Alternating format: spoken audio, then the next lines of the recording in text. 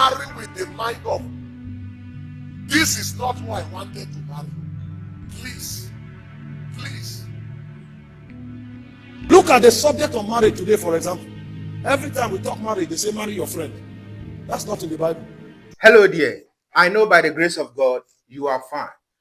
When it comes to marriage, the topic about marriage, I have the 3 C's that I've been talking about. You have to marry someone who is a Christian. That's the belief system. Because you can't just be with someone who has not yet given his life or her life to Christ. You can't enjoy the person on earth whilst you won't be thinking about the person's soul. So marry someone who is a born-again Christian, who believe in Jesus Christ, who believe in the water baptism and the spirit gospel. And also you have to marry someone who you can share ideas with, companionship, someone who you can discuss things with, someone who you'll be free say anything that you really want to say without the person not getting upset, or the person will not attach emotions. And the third one is someone who is having courtesy, someone who is very honest, someone who is polite and all those things. It's fall under the courtesy. That's the 3 C's in which when you talk about marriage, I talk about. I'm going to let you watch this video from Apostle Paulenenche. He was trying to let us understand so many things about marriage, the value system, and so many things that he was speaking in this video. So without no wasting my time, let's pay attention and listen to what Apostle Enenche have to tell us about marriage. Whenever you marry with the mind of, this is not who I wanted to marry. Please, please. Because it is signature for failure from the start. Marry who you love. God can never force you to marry whom you don't love. Can I go on? It has been said, but let me reinforce it. Don't marry out of pity or sympathy. Don't pity anybody, so let me just marry her. She has suffered too much. So let me just marry him. Everybody has been saying no to him. Let me rescue him from this.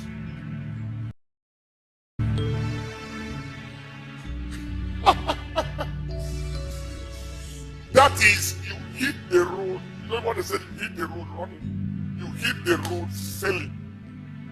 That kind of marriage. Can I say another thing?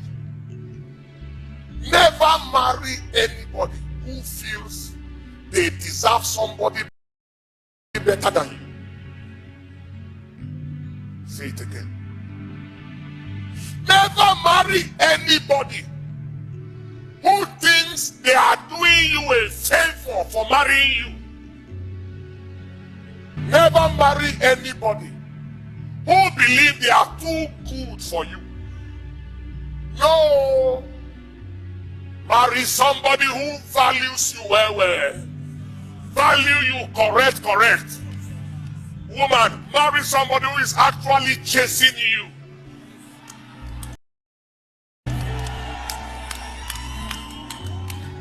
Not chasing you for immorality. He is after you. Because it is that pursuit that will continue in the course of the marriage.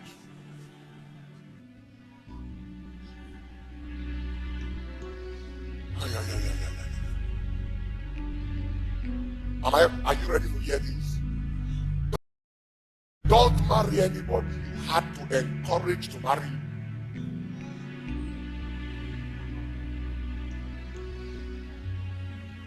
You had to encourage him. Go ahead, just go ahead. Let's just go ahead. You had to encourage her. From the scratch, you failed.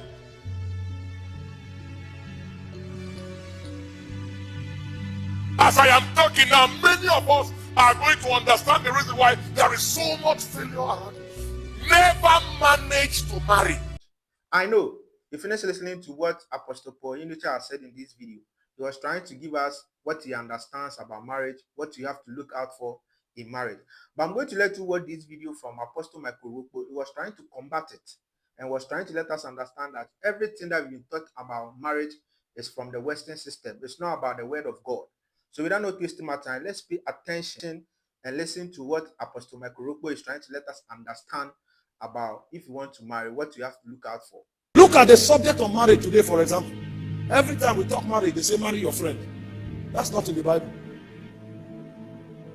The principles of marriage they teach us today are the things picked from the gutters. What the Western world adopts, that's what the church teaches now.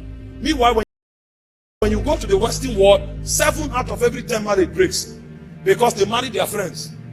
They marry who they love. The kingdom prescription is different. You don't marry who you love who you marry, because love is a commandment. But it will take a teaching priest to bring you to that point. And your husband is not your friend. Your husband is your Lord. Your wife is not your slave. Your wife is a co-heir with you. So when a man is dealing with his wife, he's dealing with his wife the way Christ deals with the church. He dies to bring his wife's reality out. And when a wife is dealing with the husband, like Sarah, he calls her husband Lord. So the way it is difficult for a woman to submit, submission becomes the code of love. And the way a man is selfish, self-denial becomes his code of love. So at the end of the day, nobody possesses anything. It's a kingdom pattern. Because when marriage is completed, you will not just have children, you will become like Christ. Because the goal of marriage is to deal with your flesh until you become like Christ. But what the world is teaching is how to coexist together. And so it becomes a mental charade. He said, as holy women, the same way Sarah called her husband Lord. He said, that is how you relate with your husband. And he said, concerning the man, for your prayer to be answered, deal with her with understanding as a weaker vessel. So the man is disadvantaged, the woman is disadvantaged if they choose to walk in the flesh. Because if the woman doesn't see the husband as Lord, she will never have a relationship with God. And if the man marginalizes the woman, his prayers will not be answered. Kingdom position. Because marriage reveals the portrait of heaven. But we reduce it to earthly things. You will see people go for marriage seminar. They tell them to dress naked before their husband. Because love is sensual. Love is not a commandment. So a wife is taught how to seduce the husband. He has spoken a lot, he has explained a lot, and he has made out and understood so many things in this view in which it really makes sense to me. So let's look at that, and so that we can know that we are marrying someone who is strong and have faith, who understand the Bible, but not understanding so many things when it comes to marriage in the world. If you not accepted Jesus Christ as your Lord, please accept Christ, because day in and day out, the devil is really, really pouncing, is furiously looking for your soul. So the earlier the better. The choice that you make will give you a permanent freedom for your soul, so that when you are no more on earth, you can be in heaven. Thank you very much for watching this video, and I'll see you another time.